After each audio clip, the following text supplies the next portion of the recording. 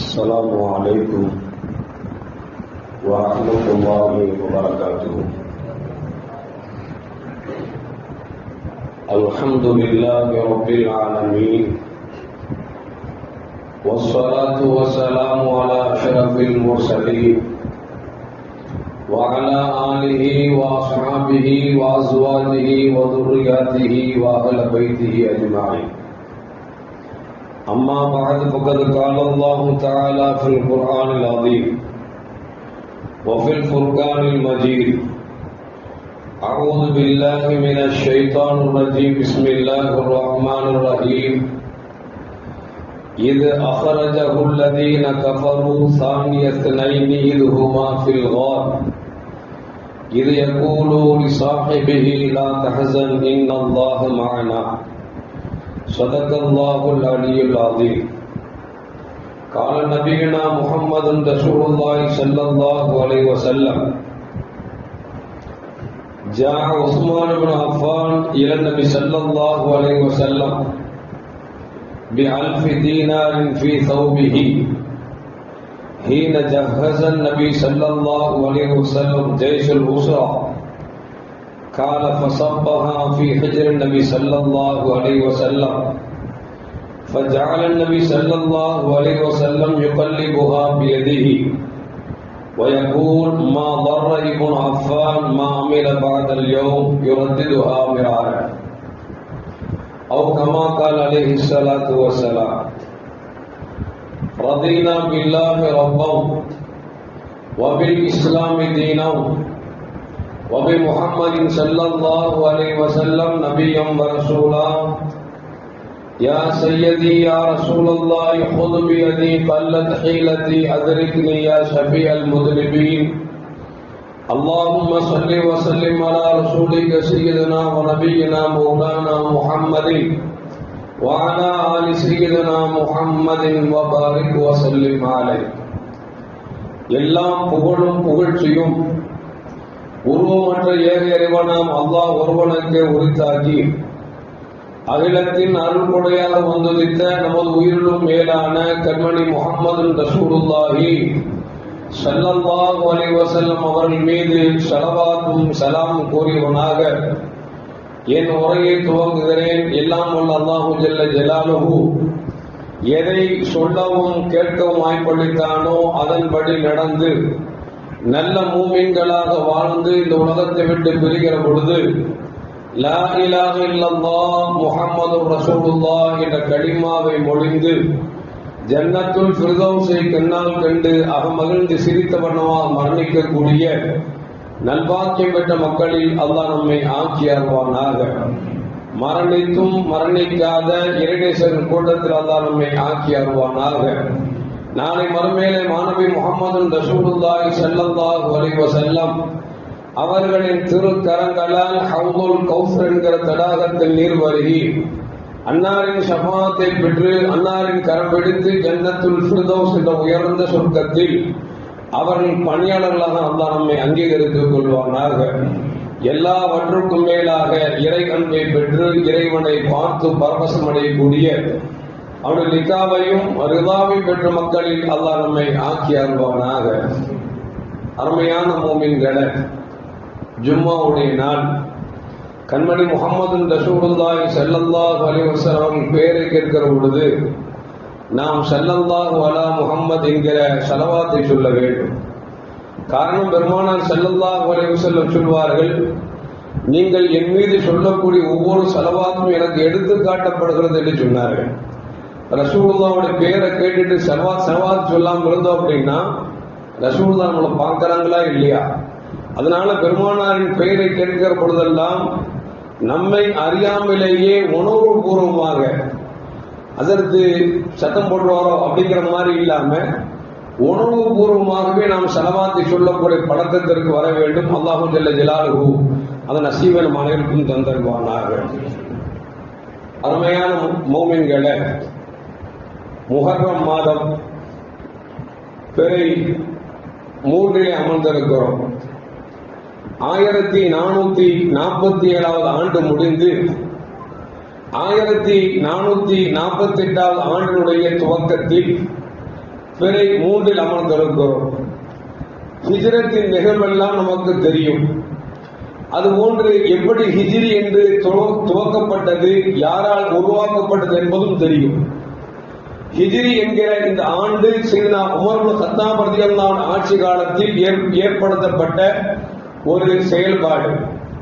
இந்த ஹிஜ்ரியினுடைய துவக்கமாக வைத்துக் கொள்ளலாம் என்று சொன்னதும், ஆண்டினுடைய மாதத்தின் முதல் மாதம் முஹர்ரமாக ஆக்கிக் கொள்ளலாம் என்று சொன்னதும், அறிவின் குன்று என்று சொல்லக்கூடிய சையதுனா அலி ரலியல்லாஹு அன்ஹு ஆலோசனையின்படி சையதுனா உமர் இப்னு கத்தாப் ரலியல்லாஹு அன்ஹு ஆட்சி காலத்தில் தான் ஹிஜ்ரி ஆண்டு என்று துவக்கப்பட்டது என்பதை நாம் மனதில் இருத்திக் கொள்ள வேண்டும்.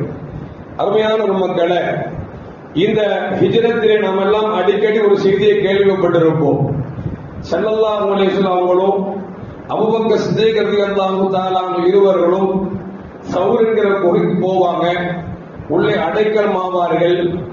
எதிரிகள் வந்து சுற்றி முற்றி பார்த்துவிட்டு இல்லை என்று திரும்புவார்கள் என்கிற செய்தியை அல்லாஹ் ஜல்ல ஜலாலுஹு சொல்லுகிற பொழுது இப்படி சொல்வான், இது அஹ்ரஜஹுல் லதீன கஃபரு சானியத்னைனி இதுஹுமா ஃபில் காரி இது யகூலு லிசாஹிபிஹி லா தஹஸன் இன்னல்லாஹ மஅனா. காஃபிர்கள் அந்த மக்காவிலிருந்து பெருமானார் ஸல்லல்லாஹு அலைஹி வஸல்லம் அவர்களை வெளியேற்ற வேண்டும் என்று நினைத்த பொழுது அல்லாஹ்வின் உத்தரவுக்கு இணங்க சையதுனா அபூபக்கர் சித்தீக் ரலியல்லாஹு தஆலா அவர்களும் கண்மணி முஹம்மது ரசூலுல்லாஹி ஸல்லல்லாஹு அலைஹி வஸல்லம் அவர்களும் சௌர் என்கிற குகையில் இருக்கிற பொழுது அவர் பெருமானார் ஸல்லல்லாஹு அலைஹி வஸல்லம் இருந்த சையதுனா அபூபக்கர் சித்தீக் ரலியல்லாஹு தஆலா சொன்னாங்க, நாம 2 பேர் இருக்கிறோம், எதிரிகள் கால் தெரிகிறது என்று சொன்ன பொழுது கண்மணி முஹம்மது ரசூலுல்லாஹி ஸல்லல்லாஹு அலைஹி வஸல்லம் சொன்னாங்க, லா தஹஸன் இன்னல்லாஹ மஅனா, கவலை விடுங்கள், கவலைப்படாதீர்கள், நம்மோடு அல்லாஹ் இருக்கிறான் என்று சொன்னான் என்கிற இந்த வசனம் இருக்கிறதே எப்பொழுது இறங்கப்பட்டது என்று சொன்னால் ஸல்லல்லாஹு அலைஹி வஸல்லம் ஹிஜ்ரத் செய்து 9வது ஆண்டில் தான் இந்த வசனமே இறங்கப்பட்டது. இது எப்ப இறங்கியிருக்கணும்? அந்த ஹிஜ்ரத் செய்த நாளில் இறங்கினா பிரச்சனை இல்லை. இந்த ஆயத்தை அல்லாஹ் எப்போ இறக்குறான் அப்படின்னா ஹிஜ்ரி 9வது ஆண்டில் இந்த ஆயத்தை இறக்குகிறார். ஏன் அந்த 9வது ஆண்டிலே இந்த ஆயத்தை இறக்கினான் என்பதற்கு பின்னணியை தேடி பார்க்கிற பொழுது ஒரு அற்புதமான ஒரு நிகழ்வு. அந்த நிகழ்வு இந்த சமூகத்திற்கு மிகப்பெரிய பாடமாக அமைந்திருக்கிறது என்பதை யாராலும் மறுத்து பேச முடியாத அளவிற்கு ஆணித்தனமாக மிகவும் ஆழமான கருத்துக்களை கொண்டு இந்த ஆயத்து இறங்கப்பட்டது என்பதை நமக்கு கண்மணி முஹம்மது ரசூலுல்லாஹி ஸல்லல்லாஹு அலைஹி வஸல்லம் சொல்லித் தருகிறார்கள்.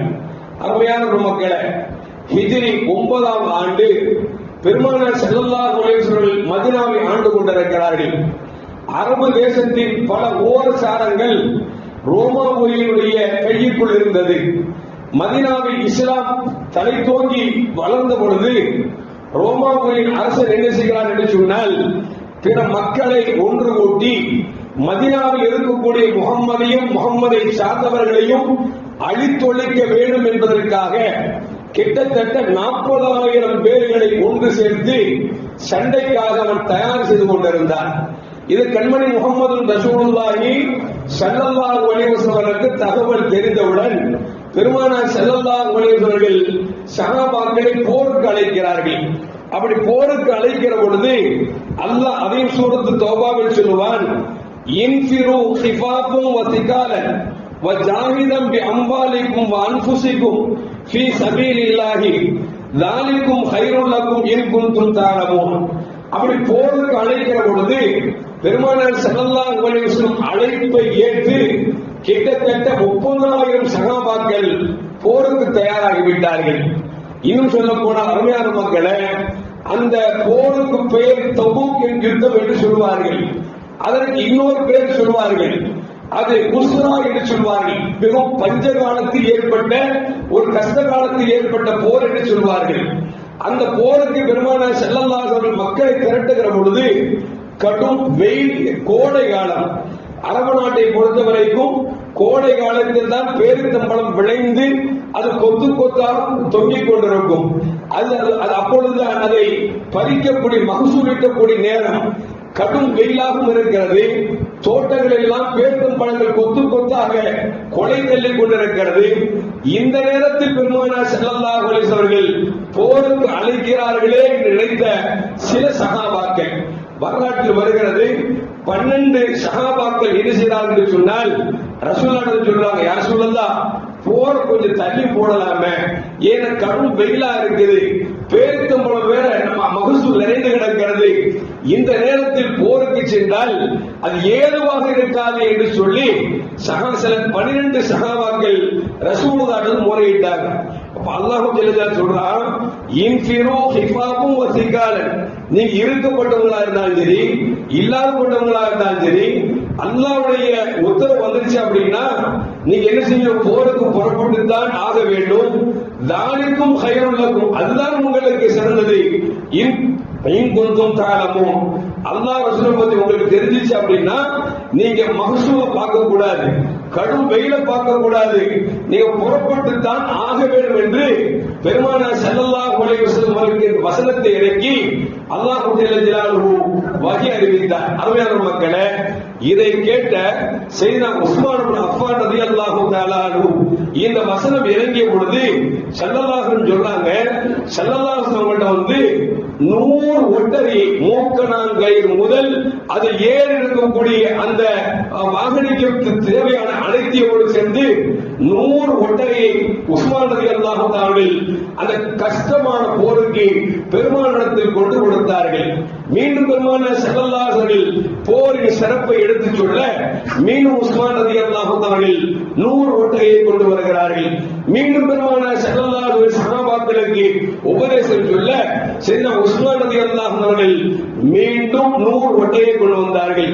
கிட்டத்தட்ட 300 ஒட்டகைகளை கொண்டு நிறுத்துகிறார்கள். பெருமானார் ஸல்லல்லாஹு அலைஹி மெம்பர் வந்து இறங்கி பார்த்துவிட்டு சொன்னார்கள், மா அலா உஸ்மான் மா அமில பாதஹாதி, இதுக்கு பிறகு எதுவும் செய்ய வேண்டிய தேவையில்லையே அப்படின்னு ஸல்லல்லாஹு அலைஹி சொல்லுகிற அளவிற்கு உஸ்மான் ரலியல்லாஹு அவர்கள் இந்த தபூக் யுத்தத்திற்கு 300 ஒட்டகைகளை கொடுத்தது மட்டுமல்ல, அப்துர் ரஹ்மான் சமுரா ரலியல்லாஹு தெரிவிக்கிறார்கள், ஜா உஸ்மான் இப்னு அஃபான் ரலியல்லாஹு தஆலா அன்ஹு இல நபி ஸல்லல்லாஹு அலைஹி வஸல்லம் ரசூலுல்லாஹ் வந்தாங்க. வந்து எந்த அளவுக்குன்னா தன் ஆடையை உள்ள 1000 தீனார்களை கொண்டு வந்து பெருமானார் ஸல்லல்லாஹு அலைஹி பக்கத்தில் கொண்டு அப்படியே கொட்டுகிறார்கள். கொட்டப்பட்ட அந்த தங்க காசுகளை எடுத்து பெருமானார் ஸல்லல்லாஹு அலைஹி கரத்தில் அப்படியே அள்ளி போடுகிறார்கள். போட்டுவிட்டு சொன்னார்கள், உஸ்மான் எவ்வளவு செய்து விட்டார்கள், இதற்கு மேல் என்ன செய்ய முடியும் என்று சொல்லக்கூடிய அளவிற்கு உஸ்மான் ரலியல்லாஹு அவர்கள் வாரி வாரி வழங்கினார்கள். அருமையான மக்களே, எதற்கு சொல்லுவார்கள் என்று சொன்னால், இப்போது பெருமானார் ஸல்லல்லாஹு அலைஹி வஸல்லம் ஏன் அந்த போருக்கு போகிறார்கள் என்று சொன்னால், அந்த போர் என்பது மிக நீண்ட தூரம். பெருமானாரின் வாழ்க்கையில் 778 மைல் தூரம் அளவிற்கு மதீனாவை விட்டு நகர்ந்து ஒரு வேறொரு ஊருக்கு செல்லக்கூடிய ஒரு போர் என்று சொன்னால் இது இந்த போர் தான். அது மட்டுமல்ல, நபிகள் நாயகம் ஸல்லல்லாஹு அலைஹி வஸல்லம் கலந்து கொண்ட கடைசி போரும் இந்த போர் தான். அந்த ரோமாபுரிக்கு பக்கத்தில் இருக்கக்கூடிய தபூக் என்ற இடத்திற்கு பெருமானார் ஸல்லல்லாஹு அலைஹி வஸல்லம் அங்கு சென்றவர்களை பார்த்து விடலாம் என்று சொல்லி சஹாபாக்களோடு புறப்பட்டார்கள். அது வென்றார்கள் என்பது வேறு விஷயம்.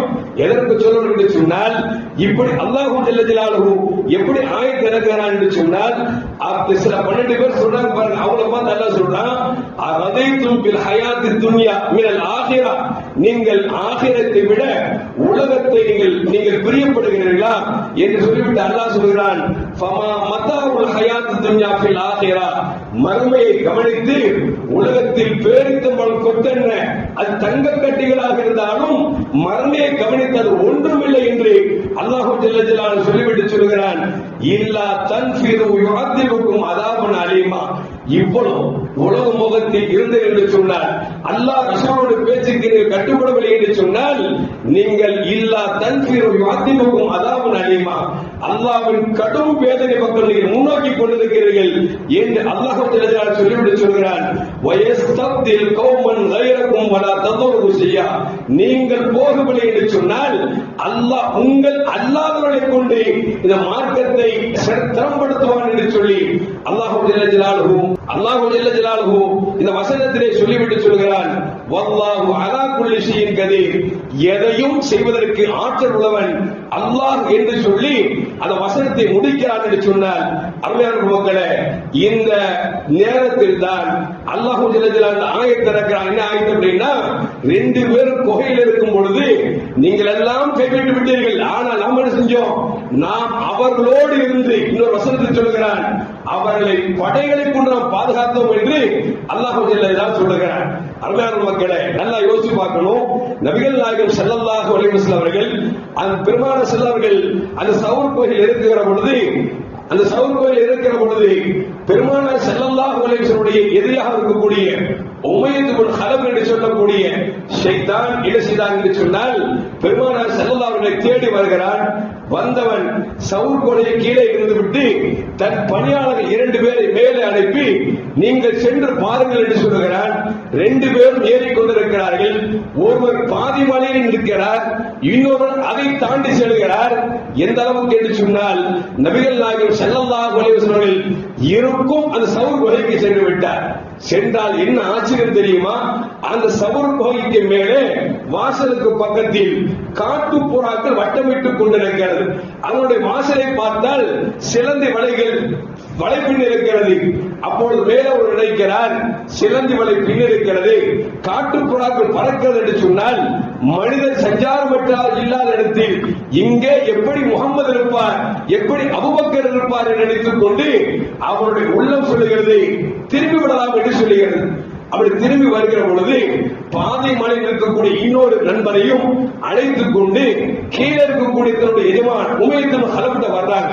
வந்த உடனே அவர் சொல்றாரு, மேல போனா அந்த சவுர் குகையில புறாக்கள் வட்டமிட்டுக் கொண்டிருக்கிறது, அவருடைய வாசலை பார்த்தால் அது சிலந்தவளை பின்னிருக்கிறது, எனவே நான் திரும்பி வந்து விட்டேன் என்று சொல்லும் பொழுது அந்த இடையில் நின்று வந்தான் பாருங்க, அவன் சொன்னா எப்ப கொஞ்சம் குனிஞ்சு பார்த்திருக்க கூடாது அப்படின்னு உமையத் இப்னு ஹலப் சொன்னானா, ஏன்பா அதெல்லாம் பேசுற, விடுப்பா, மனித நடமாட்டம் இல்லாத இடத்தில் எப்படி புறா பறக்கும் என்று சொல்லி உமையத் இப்னு ஹலப் சொன்னார் என்று சொன்னால், அருமையான மக்களை கொஞ்சம் யோசித்து பார்க்க வேண்டும். அதைத்தான் இமாம் பூசரி ரஹ்மத்துல்லாஹி அலைஹி அவர்கள் நமக்கு அற்புதமான முறையில் சொல்வார்கள். என்ன சொல்வார்கள் என்று சொன்னால், தன்னுல் ஹம்மாம வ தன்னுல் அன்கபூத் அலா கைரில் பரியத்திலம் தன்சுஜு வலன் தஹிமி, அந்த மலை குகையிலே புறா வட்டமிட்டதும் அது மட்டுமல்ல சிலந்தி வலை கட்டியதும் அது அல்லாஹ் அந்த சிறந்த மனிதர்களை பாதுகாப்பதற்காக அல்லாஹ்வின் ஏற்பாடு என்று இமாம் பூசரி ரஹ்மத்துல்லாஹி அலைஹி சொல்லுகிறார் என்று சொன்னால், அருமையான மக்களே, ரப்பு நினைத்தார் என்று சொன்னால் மனிதனுடைய படைபலங்கள் இல்லாமல் அவன் எப்படி பாதுகாக்க வேண்டுமோ அப்படி பாதுகாப்பான் என்பதைத்தான் இந்த நிகழ்வு நமக்கு சொல்லித் தருகிறது என்று சொன்னால், அருமையான மக்களே, இன்றைக்கு பார்க்கிறோம் சில தவறுகள் செய்கிற பொழுது ஏனப்பா தவறு செய்தா என்று சொன்னால், அதற்கு நான் என்ன செய்வேன், என் மனைவி சொல்றா, அதற்கு நான் என்ன செய்வேன், என் புள்ள சொல்லுது, அதனால இதை செய்யற அப்படிங்கிற அளவிற்கு இன்றைக்கு ஹராமை கூட ஹலாலாக ஆக்கக்கூடிய சூழ்நிலைக்கு தள்ளப்பட்டிருக்கிறோம். இதுல என்ன தெரியுது அப்படின்னா, அல்லாஹ் சொல்றான், நீ அல்லாஹ் ரசூலுக்கு கட்டுப்படவில்லை என்று சொன்னால், போருக்கு புறப்படவில்லை என்று சொன்னால் அதுவே உங்களுக்கு வேதனையாகும் என்று சொல்கிறார். அப்படி என்று சொன்னால், உலகத்தில் வாழுகிற பொழுது மார்க்கம் எதை சொல்லித் தருகிறதோ அதற்குத்தான் முக்கியத்துவம் கொடுக்க வேண்டும் என்பதை தவிர மனை மக்களுக்காக நாம் வாழ்க்கையை மாற்றிவிட்டோம் என்று சொன்னால், அல்லாஹ் சொல்வான்ல, உங்கள் அல்லாதவர்களை உங்களுடைய இடத்தில் வைத்து விடுவேன் என்று சொல்கிறானே, அப்படிப்பட்ட ஒரு சூழ்நிலைக்கு தள்ளப்பட்டு விடுவோம் என்பதில் எந்த மாற்று கருத்தும் அல்ல. அருமையான மோமின்களே, நபிகள் நாயகம் ஸல்லல்லாஹு அலைஹி வஸல்லம் சொன்ன பொழுது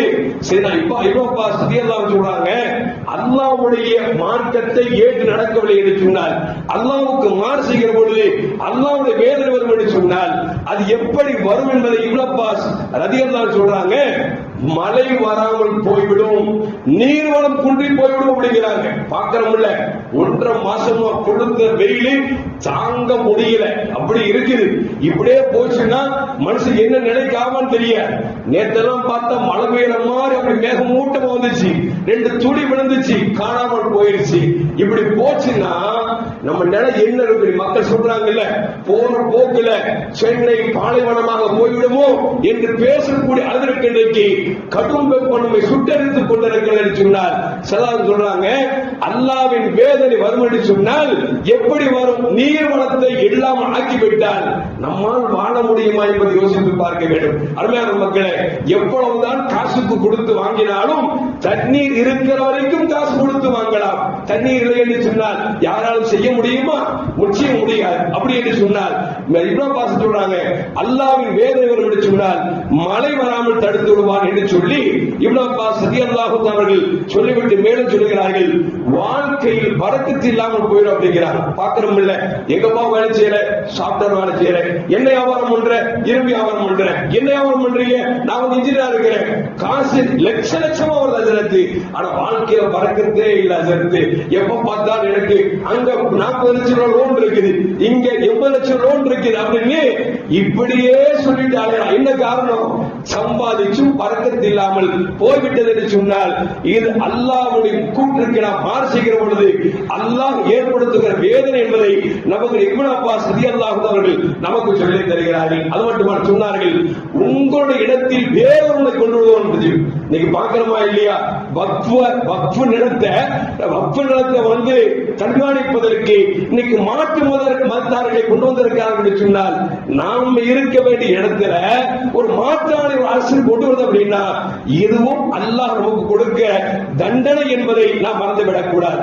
அது மட்டுமல்ல அருமையான முஃமின்களே, எந்த அதிகாரத்திற்காக நம் பெருமைக்காக நாம் அல்லாஹ் உத்தரவுகளை மீறுகிறோமோ அந்த அதிகார பெருமையும் அடுத்தவர்களுக்கு கொண்டு போய் சேர்த்து விடுவோம் என்று சொல்லி இப்னு அப்பாஸ் ரலியல்லாஹு அன்ஹு அவர்கள் நமக்கு சொல்லுகிறார்கள் என்று சொன்னால் அருமையான மக்களே, நாம் உலகத்தில் வாழுகிற பொழுது அல்லாஹ் ரசூலுக்கு முழுக்க கட்டுப்பட்டு வாழ்ந்தோம் என்று சொன்னால் அரசியல் பின்பலம் தேவையில்லை, படைகள் தேவையில்லை, பணம் தேவையில்லை, எதுவும் தேவையில்லை. அல்லாஹ்வின் உதவி எப்படி முஹம்மது ரசூலுல்லாஹி ஸல்லல்லாஹு அலைஹி வஸல்லம் அபூபக்கர் சித்தீக் நாயகத்திற்கும் அல்லாஹ் சவுர் பகையை வைத்து எதிரை குனிந்து கூட பார்க்க முடியாமல், ஏன்னு சொல்ல போனால் இடையில் வந்து சொன்னான் அல்லவா, அது இருந்தால் குனிந்து பார்த்துக்கலாம் என்று சொல்கிற பொழுது எவன் முஹம்மது ரசூலுல்லாஹை தேடி ஆள் அனுப்பினானோ அந்த உமையத் இப்னு ஹலஃபே விடுப்பா என்று சொல்லக்கூடிய அளவிற்கு அல்லாஹ் ஆக்கிறான் என்று சொன்னால் அருமையான மக்களே, அல்லாஹ் சொல்வான், அன்துமுல் ஆலம்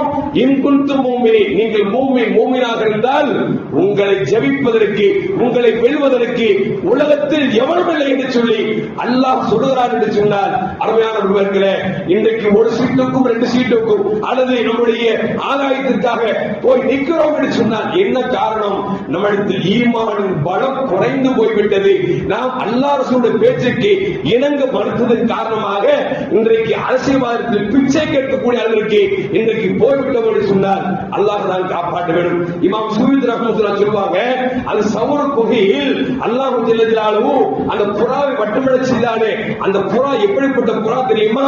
காபாவை இடிக்குகிற பொழுது அபாபில் பெண்கிற பறவை கொண்டு அல்லாஹ் அவளை பாதுகாத்தார் அல்லவா, அதனுடைய இனத்தை சார்ந்ததுதான் அந்த புறா என்று சொல்லி இமாம் சுயூத் ரஹ்மத்துல்லாஹி சொல்லித் தருகிறார்கள். அருமையான மக்களே, அப்படி என்று சொன்னால் நாம் உலகத்தில் வாழ்கிற பொழுது உண்மையான மூமினாக, உண்மையான முத்தகீன்களாக, முஹ்லிஸ்களாக வாழ்ந்தோம் என்று சொன்னால் எந்த இப்லீஸுக்கும் பயப்பட வேண்டியதில்லை, எந்த அதிகாரத்துக்கும் பயப்பட வேண்டியதில்லை. நம்மள வந்து அந்த சட்டத்தை போட்டு வெளியேற்றிடுவானா, இந்த சட்டத்தை போட்டு வெளியேற்றிடுவானாங்கிறது நமக்கு தேவையில்லை என்று சொன்னால் நபிகள் நாயகம் ஸல்லல்லாஹு அற்புதமாக சொல்வார்கள், அத்துவாவு சிலாஹுல் மூமின், மூமின்களின் ஆயுதம் என்பது இரு கரத்தை ரப்பிடத்தில் ஏந்திவிட்டால் நமக்கு எவன் எதிராக செயல்படுகிறானோ அவன் துவம்சம் செய்யப்படுவான் என்பதில் எந்த மாற்று கருத்தும் அல்ல. அருமையான மக்களே, அது மட்டுமல்ல, இந்த முஹர்ரமுடைய 10வது நாள் இருக்கிறது ஆசூரா தினம் என்று சொல்வார்கள்.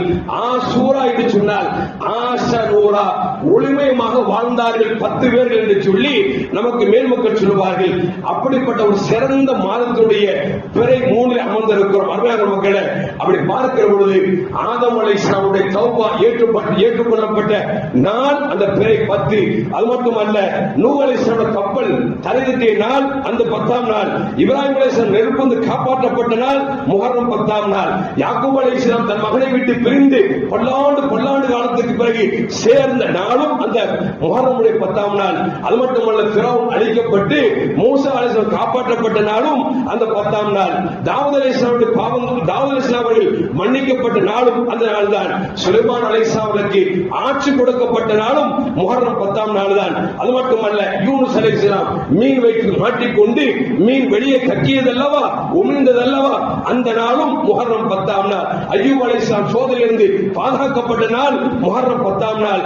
இப்படி அல்லாஹ் 10 நபிமார்களுக்கு நல்லதை நடத்தி காட்டினால் இந்த ஆசூரா நாள். அந்த ஆசூரா நாளில் நோன்பு வைக்க வேண்டும். ஒரு கட்டத்திலே பெருமானார் ஸல்லல்லாஹு அலைஹி வஸல்லம் மதீனாவின் ஓரச்சாரத்தில் இருக்கக்கூடிய கிராமத்து பக்கத்துக்கு போனார்கள். அங்கு யூதர்கள் எல்லாம் நோன்பு வைத்திருக்கிறார்கள். பெருமானார் கேட்டாங்க, என்ன நோன்பு வச்சிருக்கீங்க அப்படின்னாங்க. அது யூதர்கள் சொன்னார்கள், மூசா அலைஹிஸ்ஸலாம் காப்பாற்றப்பட்டு அந்த ஃபிரௌன் அழிக்கப்பட்ட நாள், எனவே நாங்கள் 10ஆம் நாள் நோன்பு வைத்திருக்கிறோம் என்று சொன்ன பொழுது ஸல்லல்லாஹு சொன்னார்கள், உங்களை விட நன்றி செலுத்துவதற்கு மிகவும் ஏற்றமானவர்கள் நாங்களாக இருக்கிறோம் என்று சொல்லிவிட்டு சஹாபாக்கள் சொன்னார்கள், அடுத்த வருடம் நான் இருந்தால் யூதர்கள் பிறை 10 நோன்பு வைத்தால் அடுத்த வருடம் 9, 10 நோன்பு வைக்கலாம் என்று பெருமானார் ஸல்லல்லாஹு சொன்னார்கள். அடுத்த வருடம் பெருமானார் ஸல்லல்லாஹு இல்லை, அதனால் பிறை 9, 10 நோன்பு வைக்க வேண்டும். ஒருவேளை 9 பிடிக்க முடியவில்லை என்று சொன்னால் 10, 11 நோன்பு வைக்க வேண்டும் என்பதை நமக்கு மேல் மக்கள் நமக்கு சொல்லி காட்டுகிறார்கள். அது மட்டும் அருமையான முஃமின்களே, சையதுனா அபூ ஹுரைரா ரலியல்லாஹு அன்ஹு அறிவிப்பார்கள், நபிகள் நாயகம் ஸல்லல்லாஹு அலைஹி வஸல்லம் யௌம ஆஷூரா கானத் தஸூமுல் அன்பியா ஃபஸூமு அன்தும், உலகத்தில் வந்த எல்லா நபிமார்களும் அந்த ஆஷூராவுடைய நாளிலே நோன்பு வைத்திருக்கிறார்கள், எனவே நீங்களும் நோன்பு வையுங்கள் என்று பெருமானார் ஸல்லல்லாஹு அலைஹி சொன்னார்கள்.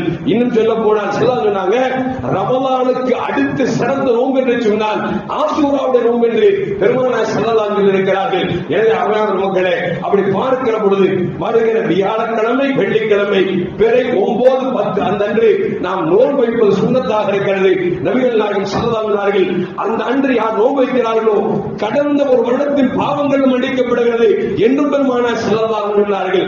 என்றால் அருமையான மக்களே, நம் பாவங்கள் மன்னிக்கப்படுவது மட்டுமல்ல, எல்லா நபிமாரும் நோட்ட அந்த நாள் நோன்பு கொடுப்பது என்பது எவ்வளவு பெரிய பாக்கியம். அது மட்டுமல்ல, எம்பெருமானார் ஸல்லல்லாஹு அலைஹி ஒன்றை சொல்லி நாங்கள் கட்டுப்படுகிறோம் என்று நாம் கட்டுப்படுகிறோம் என்று சொன்னால் அது எவ்வளவு பெரிய பாக்கியம் என்பதை நாம் விளங்கிக் கொள்ள வேண்டும். அருமையான மக்களே, அந்த விதத்தில் பார்க்கிற பொழுது வருகிற புதன்கிழமை இரவு சகர் செய்தோம் என்று சொன்னால் வேலைக்கிழமை ஒரு நோன்பு, வெள்ளிக்கிழமை ஒரு நோன்பு. ஒருவேளை நீங்கள் வேலைக்கிழமை வைக்கல அப்படின்னா வெள்ளியும் சனியும் வைத்துக் கொள்ளலாம் என்பதை மறந்துவிடக் கூடாது.